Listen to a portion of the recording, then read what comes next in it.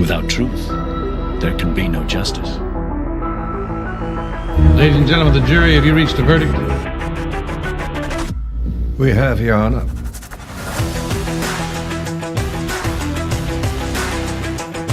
Speak out. Ask those questions. Demand that truth.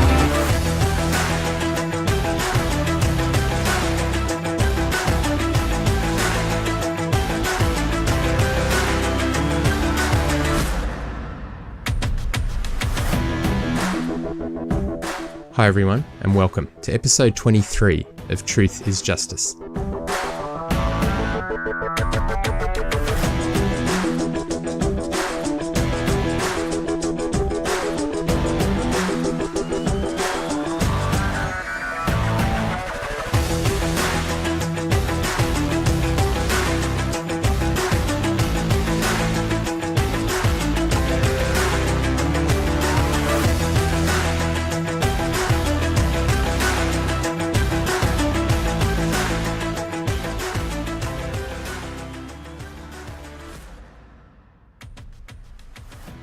Dear Mr. Devlin, my name is Sam Carroll. I've taken an interest in the Sandra Jean Melgar case and, along with a small team, have been reviewing the case materials for the last several months. With respect to the forensic examination, it is my understanding that your position, which others are stating was confirmed by you to them as recently as January 2019, is that the login and password entries, page 58 of the examination, with respect to the gateway laptop, specifically the last login and last incorrect password entries, represented underlying system-generated events, and that those events were not, in your opinion, indicative of a user interacting with the system at that time. I've approached numerous digital forensic specialists, and it has been their unanimous view that logged events of that type and under those circumstances would be indicative of user activity and not system-generated events. In the coming days, I will be publishing a podcast episode with these views offered by multiple specialists in the field of digital forensics. Prior to doing so, I just wanted to seek confirmation from you that your position is as stated above with respect to your classification of the entries. If that is not your position, can you please describe what your position is with respect to those entries? Thank you very much for your time, Mr. Devlin, and I look forward to hearing from you soon. Kind regards, Sam Carroll. The work was completed under attorney-client privilege, so I cannot discuss the particulars of the case. What I can say is that the recovered information was detailed in my report, and I stand by my findings. As for the information you have on my position regarding these activities, that is incorrect. My opinion is that a last login and an incorrect password is absolutely indicative of a user-based activity. For this type of information to be found in the system logs requires an outside input. The system on a Windows computer will not generate an entry of a login or a password attempt without an outside user, intentionally and unintentionally manipulating the keyboard or mouse. However, I also believe that if you look at the simple login, logout logs, you miss a considerable amount of information. You need look at the user activity within the other system and registry files to see if the computer was being actively and continuously manipulated or whether it was powered, signed into, and just left to sit. You want to look for user-generated activity such as website logins, programs initiated, searches conducted, for a better indication of human activity. Eric Devlin, Director, Lone Star Forensic Group. What you just heard is the email I sent to Mr. Eric Devlin on Wednesday the 6th of March 2019 and his reply just over an hour later. Mr. Max Seacrest, in talking with Bob on his Sunday episode, noted that he was addressing the rumours surrounding Mr. Devlin speaking to someone about the computer logins. For those that didn't already know, I don't think I'm wrong when I say the someone referred to is me, and the question of whether it is rumours, well, the fact that communications happened are definitely not rumours. They are fact, as you just heard.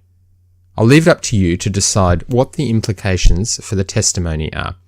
My view, as I will expand on during this episode, is that in response to one question in particular during trial, I simply don't see how Mr. Devlin's position can be that he stands by it. What was highlighted by Adam many months ago now is just as important as when he first raised it. I thought the way Mr. Seacrest approached the question from Bob was interesting. He started his discussion of the topic by noting that it was clear and easy. So clear and easy, in fact, that he took 2.5 minutes to try and explain it, and was able to successfully do so without even actually addressing the underlying question, or mentioning the logins, or addressing the question as to whether anyone was interacting with the computer at the time. Quite remarkable, really, especially for a topic that is clear and easy. Almost like when a politician is asked a straightforward yes or no question and manages to entirely avoid providing an answer. Mr. Seacrest did state that Mr. Devlin stands by his trial testimony. That's a very different statement to Mr. Devlin standing behind his findings in the report. Standing by his trial testimony, with his response to one question in particular, seems to be entirely at odds with the findings in his report, with respect to the logins, and entirely at odds with his own interpretation of his report. But more on that in a little while. There is an important reason why I believe Mr. Seacrest wouldn't specifically address that question about the logins, because it is highly problematic for Sandra's defence. Whilst Bob has offered up a wildly far-fetched scenario that he believes is plausible, the reality is that it would be almost impossible to convince a jury that Sandra is innocent whilst accepting the fact that those logins required someone to be interacting with the laptop. I'll get into the details of that in a few minutes, but for now, let's go back and break down Mr. Devlin's email and let me try and explain the whole computer login issues as simply as possible. For those that struggle to understand IT issues, this matter is actually not that complicated, despite Bob trying to make it seem that way. In my email to him, I asked Mr. Devlin one very important question. Was it his position that the failed login attempt and the successful login on the Sandy user on the Gateway laptop was created by anything other than a human interacting with the computer at that time? Mr. Devlin's response was crystal clear. He noted that that was not his position. And to quote from him, "My opinion is that a last login and an incorrect password is absolutely indicative of a user-based activity." And the word absolutely was put in all capitals. And before I move on to the next part, I'll stress the importance of that comment from Mr. Devlin. And that comment is consistent with every forensic IT specialist I've spoken with about this matter. Every single one. The nature of those logins is absolutely consistent with someone physically interacting with the laptop to cause those logins. The circumstances where it took place, a suburban home, a user account on a laptop in a middle-class area with no indication that Jim or Sandra were hiding state secrets, and no similarly timed logins or login attempts on the other laptop or the desktop, and no IT specialist worth his salt would offer up an even remotely reasonable alternative other than a person physically interacting with the laptop at that time. And that is exactly what Mr. Devlin goes on to say, and to quote him again, carrying on immediately from the quote I just provided. "For this type of information to be found in the system logs requires an outside input. The system on a Windows computer will not generate an entry of a login or a password attempt without an outside user, intentionally and unintentionally manipulating the keyboard or mouse." So stopping here again for a moment.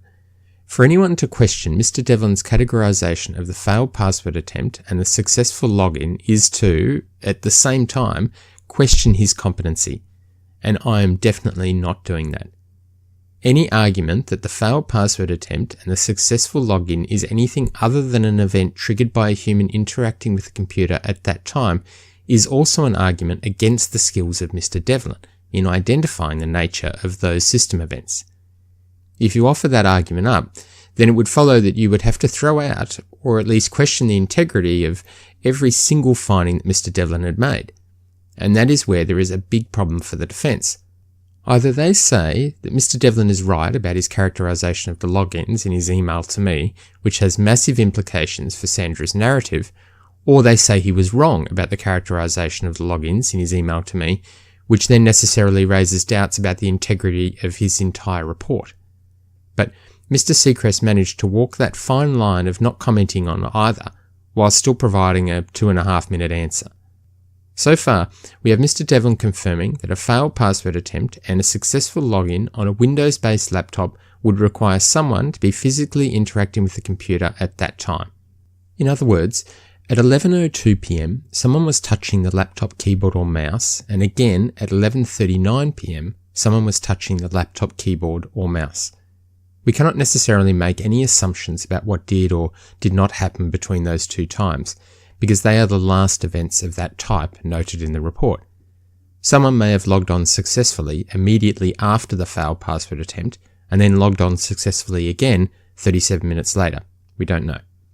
Mr. Devlin then goes on to talk about what other information is useful in determining whether the computer was being actively and continuously manipulated, or whether it was powered, signed into, and just left to sit. To quote Mr. Devlin, and carrying on from above again. However, I also believe that if you look at the simple login, logout logs, you miss a considerable amount of information.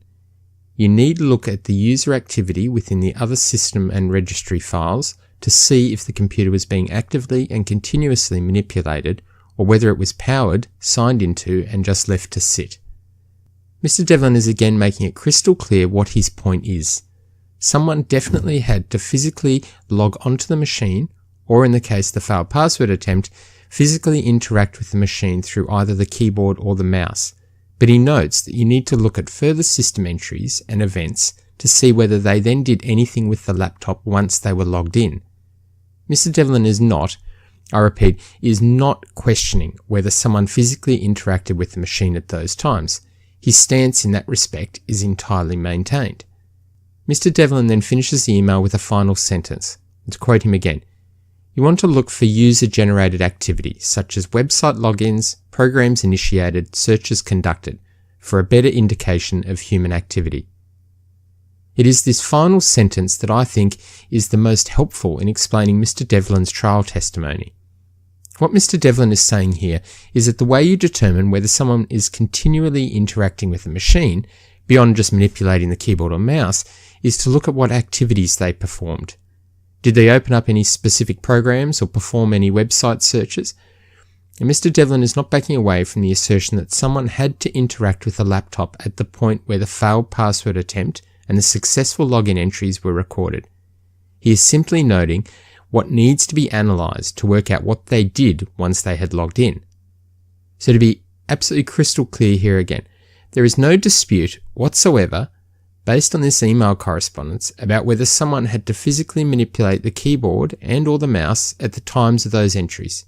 None.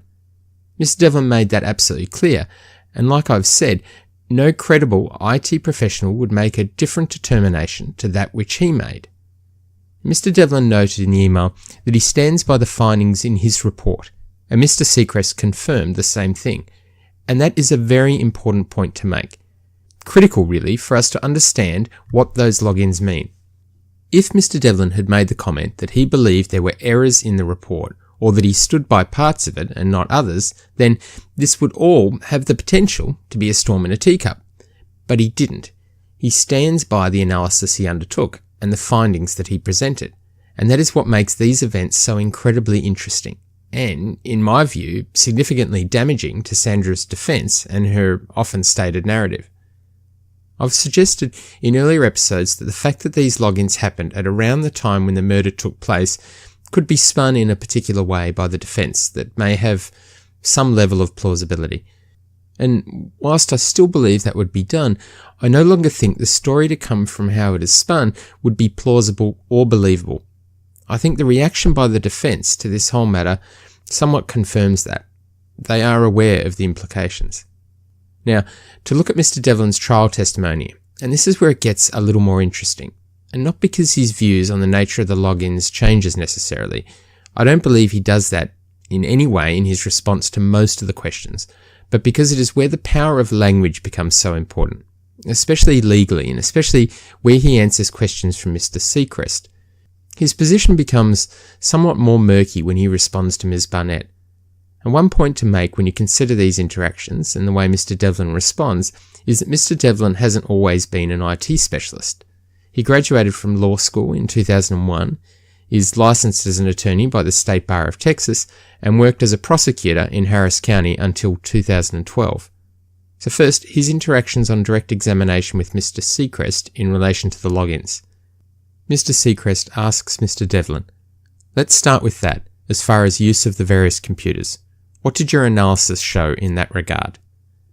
And then Mr. Devlin responds, "I found 3 devices. Neither device had any significant activity, any significant user activity between the hours of about 7:40 p.m. on December 22nd and December 23rd around 4 p.m. There were occasional activity within that period, but they're called Windows prefetched files, other Windows log files. If you were sitting at your computer and operating it and manipulating it and going to different types of websites or email, all of that stuff is tracked. If you are not sitting at the computer, that doesn't mean that the computer is just sitting there not doing anything. Modern computers are all the time communicating with itself, making sure that certain things are running correctly, and it logs everything. So you see a lot of files that are constantly being used that are not evidence of actual user activity. Mr. Seacrest responds with a follow-up question. So bottom line, based upon your experience, were you convinced that those devices were not in use by a human being during the hours you just mentioned? And then Mr. Devlin responds, correct. Mr. Devlin's first sentence is very interesting. Neither device had any significant activity, any significant user activity between the hours of about 7:40 p.m. on December 22nd and December 23rd at around 4 p.m. I've spoken before about Mr. Devlin's decision to use the word neither, so I won't go over that again, but what I will draw your attention to is his carefully selected description of the user activity. He isn't saying that there absolutely wasn't any user activity. He is saying that there wasn't any significant user activity. Now, what's significant user activity? Well, I think you can go back to the email he sent for an answer to that question. It seems very clear that Mr. Devlin was not including the process of logging into a machine and walking away as representing significant user activity. The second question from Mr. Seacrest pushes that a little further and asks whether any of the devices were in use by a human during the same hours. And Mr. Devlin's response of correct is still not necessarily going against his position with respect to the logins. Mr. Devlin's position seems to be clear. Someone logging into a laptop and then doing nothing else wouldn't represent significant activity in his opinion. So to say that the devices were not in use by a human during that time depends on the way you are thinking about the question. If you don't consider a login to be in the category of using the computer, then it fits perfectly well, and it seems to be what Mr. Devlin meant. But the clarity of his responses changes significantly when it comes to responding to Ms. Barnett, and it is this interaction that should leave you scratching your head. And Ms. Barnett asked the question of Mr. Devlin, as to this time frame of December 22nd from 7:40 p.m. to December 23rd 4 p.m, you said there was no computer usage, right? Mr. Devlin responds, there was no user usage. And then Ms. Barnett asks, what is that? And Mr. Devlin responds, there was computer activity, but they were Windows log files, activity that the computer will normally log and create without any user input. And Ms. Barnett responds, and I'm not really interested in that. I think you're testifying that no one logged on or off the computer during that time. Is that right? And Mr. Devlin replies, correct. That last part of the interaction is where I think Mr. Devlin moved beyond the skillful use of semantics and gave an answer that is very difficult to explain, whilst at the same time holding on to the thought that he was being entirely truthful or understanding the question that was asked of him. Ms. Barnett's question, whether anyone logged on or off the computer, was about as to the point as you can get. This is not a question asking about user activity or significant user activity. It was straightforward, and Mr. Devlin's response was equally clear. The question was, did anyone log on or log off the machine during those times? So how can that be? To be entirely honest with you, I simply don't know an innocent way to explain it. An innocent way to explain how Mr. Devlin could have responded in that way. All of the responses, except that one, can be explained based on his position now and based on the way he very carefully responded to each of them. How can the logins be simultaneously absolutely requiring someone to interact with the computer in some way, either the keyboard or the mouse, but also giving that answer to Ms. Barnett? I have no idea at all. To hold that answer as valid, that no one logged on or off the machine during those times, is to question his finding in his own report. And going back to what I said earlier, not only does it contradict his own analysis and his own report and his position as stated in the email to me, if true, it raises questions of the validity of every finding in his report. It's worth noting that despite all of the effort by Bob, all of his followers, Liz, Mr. Seacrest and Ms. Seacrest, effort all pretty much completely focused on challenging me and disputing my comments, they haven't done the one very simple thing that would bring it all to an end. Explain this seeming conflict between the report, the views shared by Mr. Devlin, his responses at trial to Mr. Seacrest, and the one unusual response to Ms. Barnett's question, specifically about the logins. And why wouldn't they do that? Well, in reality, this will most likely only come up again if Sandra finds herself back facing another trial. So it serves almost no purpose for the defence to get to the bottom of it. In fact, it can only do harm. Leave it all alone so that there is no risk of damaging some of the public sentiment surrounding Sandra. Because as I said at the beginning, in my opinion, these logins represent such a significant problem for the defence that trying to build a narrative around someone interacting with the laptop at about the time Jim was murdered is incredibly difficult. But how does that explain Bob's disinterest in getting to the bottom of particular things? Well, I think you all probably know the answer to that. Whilst Bob notes now that it isn't a Free Sandy show, if it was a Justice for Jim show, then a matter like this that gives insight into the time around Jim's murder would deserve much more than a statement that Bob simply doesn't know much about computers. The real question here, the real question that people should be asking, including Bob, is why the discrepancy between Mr. Devlin's report, his trial testimony, his comments to Mr. Seacrest, and his email to me. Forget about disputing whether they actually happened. Address the actual question of how a witness can provide such conflicting answers to a very simple question. And one of the really fascinating observations I've made with respect to the way this whole matter has been handled is the expectation by many, including Bob and his followers, that the defence will tell the complete truth. I say fascinating because if you think about it, it makes absolutely no sense to believe that the defence would be completely honest and upfront about everything to do with their client's case. Now, I'm in no way simplifying it, but Sandra's defence team essentially have one job: to represent her in a way that achieves the best possible outcome for her at each stage of the legal process. They have no obligation to tell the whole story or to tell the complete truth. They can be very political in their approach and spin the story however they want in a way that benefits their client. In fact, that is what you want them to do. It is what they have to do for their client. Now, I'm not talking about straight out lying, but as many people know, those who are good with words can manage to not lie about something while still not being entirely upfront. Now, Bob frames the story in this way. We have the dishonest and corrupt prosecution and law enforcement and pretty much everyone to do with an individual's prosecution. Then on the other side, he paints the picture of the entirely honest, believable and entirely respectable defence team, and the same qualities attached to all of those individuals connected with the defence. Mr. Seacrest said it best himself when he noted that it doesn't matter to him whether his client is innocent or guilty. He has one job, and he does that job irrespective of their guilt. The quite amazing thing about the way Bob presents it is that it works for his audience.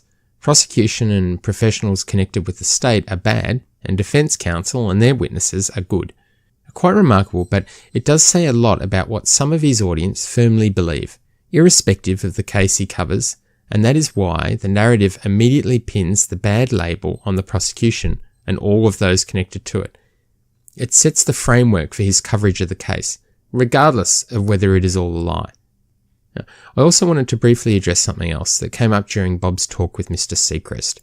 You'll notice, and not for the first time, that Bob cannot see the relevance of the questions Ms. Barnett asks of Mr. Devlin, specifically those questions relating to knots. Now, Bob and Mr. Seacrest have a bit of a back and forth here about how Ms. Barnett did that so often, apparently. Brought up questions with an expert that didn't specifically fall into the sphere of their expertise. But that isn't the whole story with respect to Mr. Devlin, not even close. You see, if you look at the beginning of the testimony from Mr. Devlin, Ms. Barnett's questions make a lot more sense. Far from being pointless, they were actually entirely understandable. So here's an interaction that took place just before Ms. Barnett's cross-examination of Mr. Devlin. This was the second last question that Mr. Seacrest asked of Mr. Devlin. Now, to quote Mr. Seacrest, "What specific terms did you apply in this case that you thought would be useful in conducting a transparent review of the computers?" And Mr. Devlin's response was, "I received information that some sort of knot tying was important. I'm a Boy Scout, so I was pretty good at knot tying and everything else. I'm also a sailor with my father-in-law, but I don't know all the names for knots. But I did do a very extensive search for any type of knot tying websites, that type of thing. So, do you get an understanding now of why Ms. Barnett may have been interested in asking Mr. Devlin several questions about knots? Because literally 2 questions earlier he had spoken about his knowledge of knots, bringing it up himself, along with his knowledge of sailing. He's claimed to be pretty good at knot tying and everything else, so of course you would seek to challenge that, perhaps even more so now, given what we know about the computer logins and the apparent contradictions in his statements. So whether Bob simply didn't read Mr. Devlin's testimony, or whether he did and chose to disregard it, the conclusion is the same. He's not interested in understanding the reason for things. He's just interested in painting a particular picture. In this instance, that Ms. Barnett's line of questioning was irrational. The fact that Mr. Seacrest jumps on that same bandwagon in this talk with Bob is interesting, and I think gives you some insight into the role of defence counsel and the lengths they are prepared to go to win public support. In the end, at this point, and in my opinion, it is that public support that is one of the most important aspects of Sandra's defence. Another interesting point to come from Bob's interaction with Mr. Seacrest was the information given that Mr. Billy Belk had been provided with all of the case materials, every bit of it from the defence team. And of course he would be. So why is that interesting? Well, we heard week after week about how Bob was waiting on the material from the DA's office. It even became a point on which Bob sought to challenge us here at Truth is Justice with his erroneous claims of preferential treatment or something similar. It became a point on which Bob could further hammer home the idea of the prosecution being in some way corrupt and delaying his receipt of the case material. Now, one question quite a few people have asked, and it's a very legitimate question, why didn't Bob simply obtain the case materials from Mr. Seacrest's office? All of the mentions of how he was waiting and waiting for the case material and couldn't get it when it was sitting with Sandra's counsel the whole time, and presumably readily accessible. If Sandra was supportive of Bob's efforts from the beginning, then surely it would have been a simple matter of approving the release of the material to Bob. Or perhaps there's more to it. Who knows? Now, last week, I mentioned that I was going to raise a few points that might cause you to stop and think about the validity of the intruder scenario. And the first of those is the Amended Forensic Report. We've heard a lot from Bob and his followers about how different things in the house should have been tested. But what many of his listeners have heard very little about is exactly what was tested, what was swabbed, etc., and the results. And there's very good reason for that, because some of it is quite difficult to explain, at least from a defence perspective. And thank you to Debbie for putting a post up on our Facebook page and generating discussion on the findings of this report. On the 24th of May 2016, a Notice of Amendments was issued by the Harris County Institute of Forensic Sciences. The Notice of Amendments notes that all previously reported statistics from the previously issued reports were updated based on the 2015 FBI Amended Population Database, and interpretations for selected items were updated based on standard operating procedures. Whilst this report is on our website, I will upload a copy to the page dedicated to this episode. Just go to podcast and click on episode 23 to be taken to the page. Amongst other things, the report highlights what items within the Melgar home were swabbed for forensic testing, and the results of those swabs. Some of you will be familiar with some of these results, and some of them will probably come as a surprise. First, the jacuzzi swabs. This is swabs taken from the jacuzzi that Sandra claims her and Jim were in on the night he was murdered. The results obtained were consistent with a single source DNA profile of a female individual. Sandra could not be excluded as the possible source of the DNA from the jacuzzi. Now, what's interesting here is the absence of Jim's DNA, or anyone else's DNA for that matter, especially given that it has been offered up as a location where the supposed intruders dumped their clothing and cleaned themselves up. And given that Sandra claims her and Jim spent up to 2 hours in the jacuzzi, including getting in and out and having sex, the absence of Jim's DNA on the swabs taken from the jacuzzi is truly puzzling, especially if you accept Sandra's narrative. And we can move on to some other items. The dresser drawer swabs, no DNA results obtained. The upright cabinet knob swabs, no DNA results obtained. The corner bedroom doorknob swabs, the open kitchen cabinet swabs, the interior utility doorknob swabs, the back doorknob swabs, the pistol grip swabs, no DNA results obtained on any of those. If you find that interesting, then you are not alone. In that list are so many items that would be touched on a regular basis, and in the case of the gun, would presumably be handled carefully, so not just very quickly grabbed and dropped. Yet, those items provide no DNA results. The grip of a gun in particular is interesting, and I'll come back to that in a little while. Now, I'm not a DNA expert.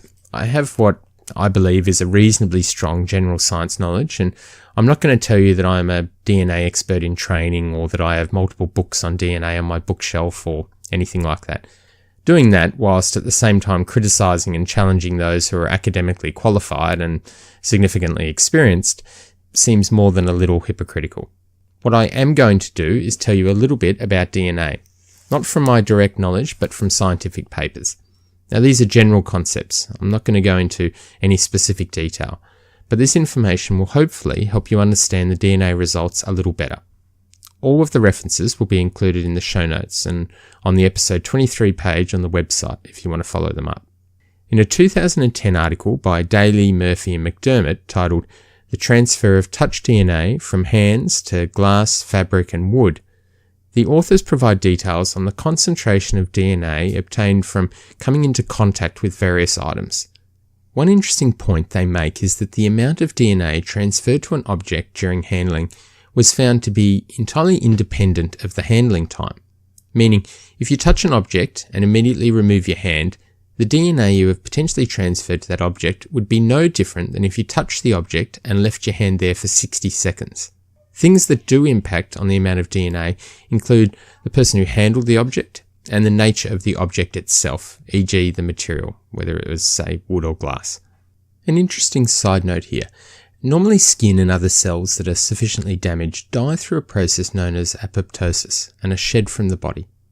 According to information found on the Lupus Foundation of America website and some other similar websites and papers, individuals suffering from lupus can have an increased rate of apoptosis, meaning the skin cells are dying more frequently and are being shed more frequently. And back to the article. The study used 3 different samples: glass vials, a 7cm by 7cm cut piece of cotton fabric, and an 8.5cm by 1.7cm by 3cm cut out from a piece of decorative corner timber. Now, it's quite an interesting study. The way they did it was to place the objects in sealed bags, and they were sterilised via autoclaving and irradiated to ensure no DNA samples were present. And a volunteer would open the bag, hold the object for 60 seconds, and place the object back in the bag and seal it, only noting on the bag whether they were male or female. As the title indicated, the study was interested in the transfer of touch DNA to each of those objects. And why am I talking about all this? Well, to explain that an item that is swabbed and reveals no DNA can be significant, especially if that item is something that is regularly interacted with. The range of estimated total DNA amounts obtained from the 3 objects was 0 to 5.2 nanograms for the glass vial, with a mean of 0.52 nanograms, 0 to 14.8 nanograms for the fabric, with a mean of 1.23 nanograms, and 0 to 169 nanograms for the piece of wood, with a mean of 5.85 nanograms. To put this in perspective, as of 2005, so nearly 15 years ago, but I understand it's still the same now, full DNA profiles require concentrations of between 0.5 nanograms to 1 nanogram. Of the 100 glass vials, a sample of 40 was taken to obtain DNA profiles. 19 of those showed no alleles present, basically meaning not even a partial profile could be obtained.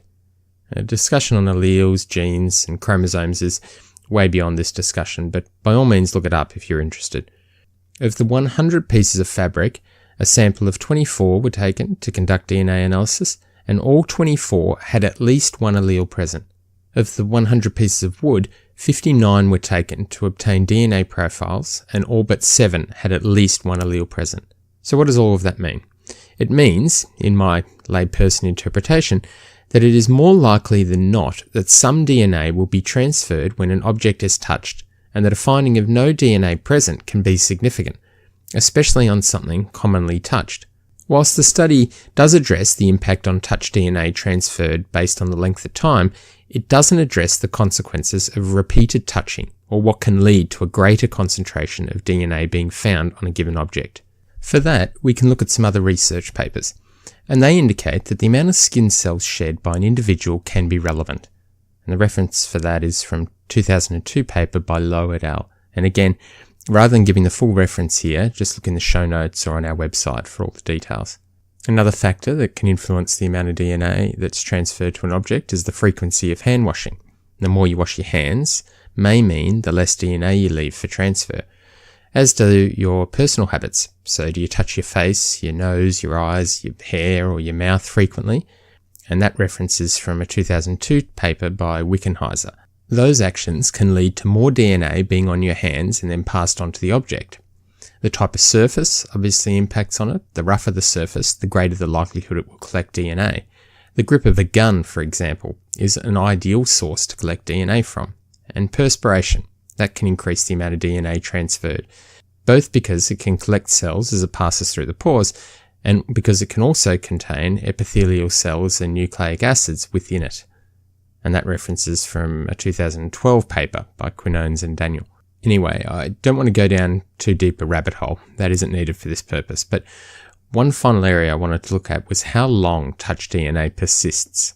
And one article I found deals with this, and Raymond et al. From 2009.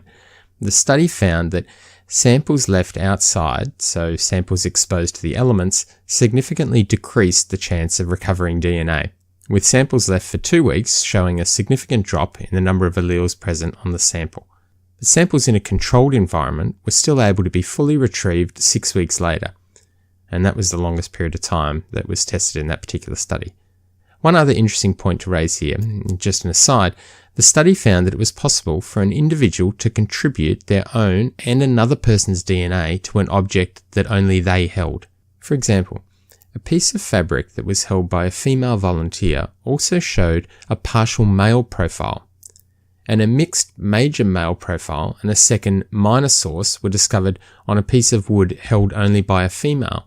To give an example of how often that happened, of the 40 glass samples that were analysed for full DNA profiles, 3 of them produced mixed profiles, meaning more than one contributor. Now, only one person touched the glass vial, but that person was able to transfer the DNA of another individual onto that glass vial. So, again, what does all this mean? All those objects that I mentioned earlier that had no DNA present, why did they have no DNA present? And remember, we are talking about absolutely nothing showing up, not an amount that can be analysed. No DNA was present at all. So the dresser drawer swabs, the upright cabinet knob swabs, the corner bedroom doorknob swabs, the open kitchen cabinet swabs, the interior utility doorknob swabs, the back doorknob swabs, and the pistol grip swabs. And one possible reason, and in my opinion a fairly strong possibility, is that the items in question were cleaned. The back doorknob, the open kitchen cabinets, now they were, according to Sandra, items that Jim would have touched in the hours leading up to his murder. Of course, we've seen that it is possible that he didn't contribute any DNA on one of those touches, but it's more likely than not that he would have. So for no DNA to be present on those items would mean that either they were very rarely touched, meaning potentially many months between being touched. I suggest that is highly unlikely, particularly for the back doorknob or the kitchen cabinets.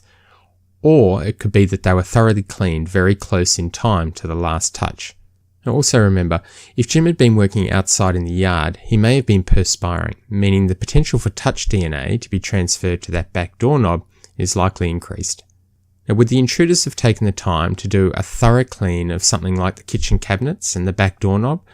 I seriously doubt it, especially if they were panicked, and especially if they were prepared to leave a piece of their own clothing behind.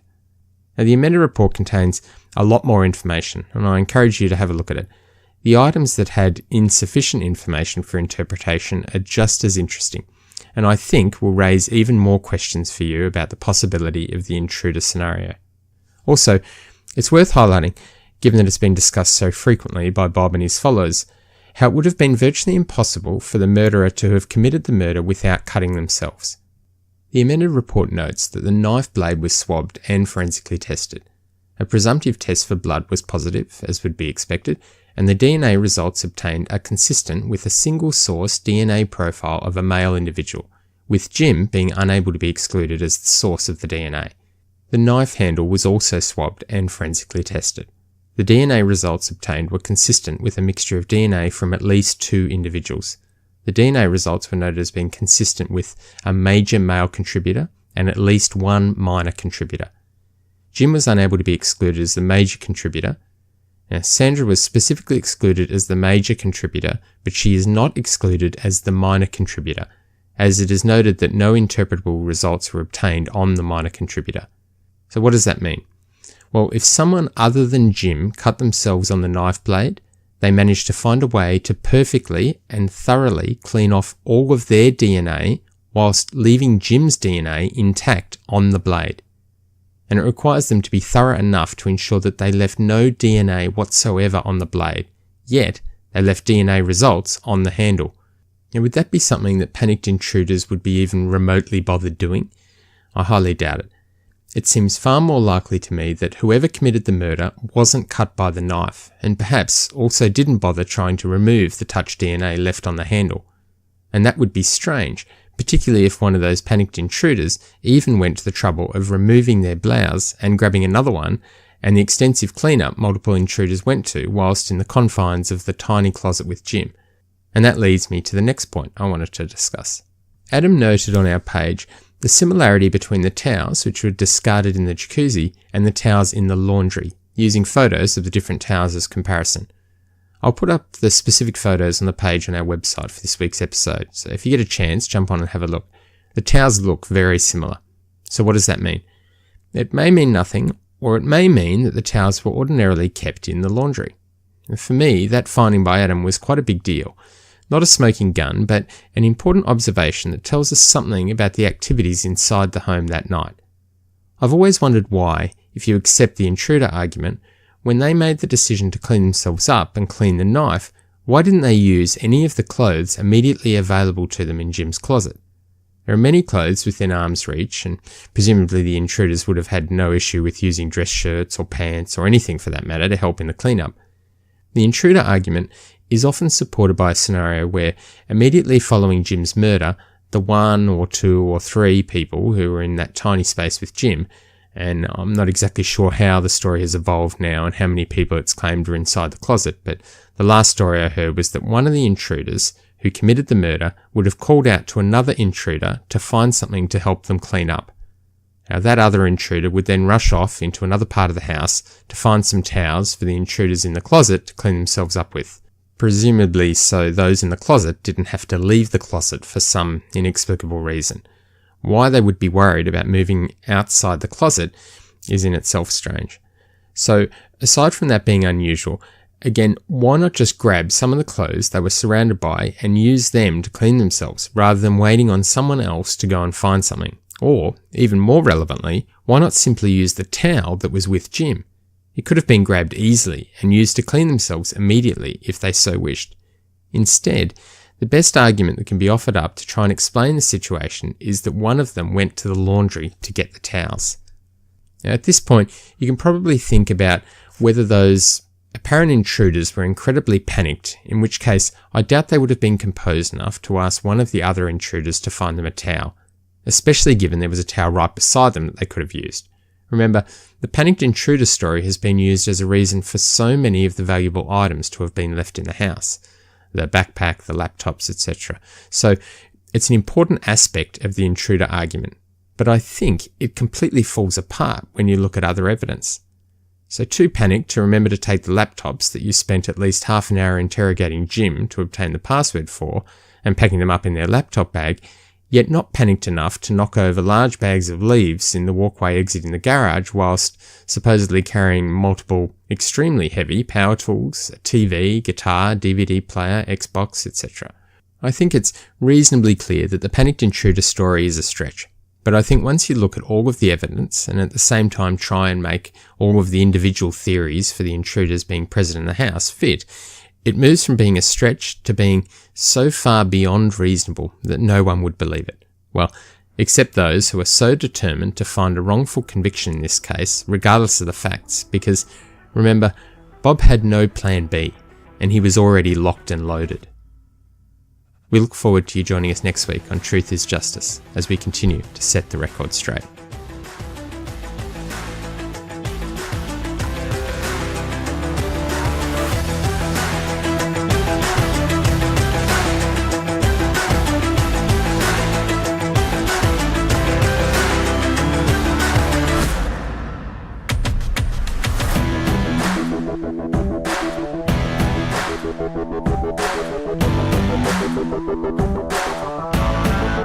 Thank you.